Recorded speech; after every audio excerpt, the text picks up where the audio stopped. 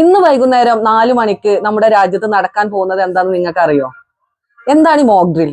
എന്തിനാണ് നമ്മൾ mock drill നടത്തുന്നത്? സംസ്ഥാനങ്ങളിലെ സിവിൽ ഡിഫൻസ് സംവിധാനം വിലയിരുത്താനും അതിലെ പോരായ്മകൾ ഉണ്ടെങ്കിൽ അതിന്റെ ശേഷി വർദ്ധിപ്പിക്കാനുമാണ് മോക്ക് ഡ്രിൽ സംഘടിപ്പിക്കുന്നത്. സിവിൽ ഡിഫൻസിൽ വരുന്നത് പോലീസുകാര്, paramilitary, home guard, fire force, NCC തുടങ്ങിയവരൊക്കെ ഇതിൽ പെടുന്നുണ്ട്.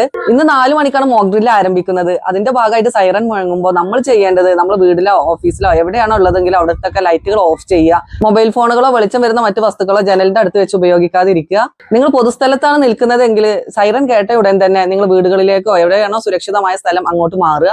ബ്ലാക്ക് ഔട്ട് സൈറൻ വരുന്ന സമയത്ത് നമ്മൾ വീടിന്റെ ഏറ്റവും സുരക്ഷിതമായ ഭാഗത്തേക്ക് മാറി നിൽക്കുക. ബ്ലാക്ക് ഔട്ട് സൈറൻ മുഴങ്ങുന്ന സമയത്ത് നമ്മൾ സുരക്ഷിതമായിരിക്കാൻ വേണ്ടിയിട്ട് നമ്മൾ വീടുകളിലെ ഗ്യാസ്, അതുപോലെ തന്നെ ലൈറ്റുകൾ, വൈദ്യുതി ഒക്കെ ഓഫ് ചെയ്ത് വെക്കുക. അതുപോലെ തന്നെ വീടുകളിൽ നമ്മൾ ഫസ്റ്റ് എയ്ഡ് കിറ്റുകൾ കരുതി വെക്കുക. നമ്മുടെ രാജ്യത്ത് 1971 ആദ്യമായിട്ട് മോക്ക് ഡ്രിൽ പ്രഖ്യാപിച്ചത്. ആ വർഷം തന്നെ ഇന്ത്യയും പാകിസ്ഥാനും തമ്മിൽ യുദ്ധവും നടന്നു.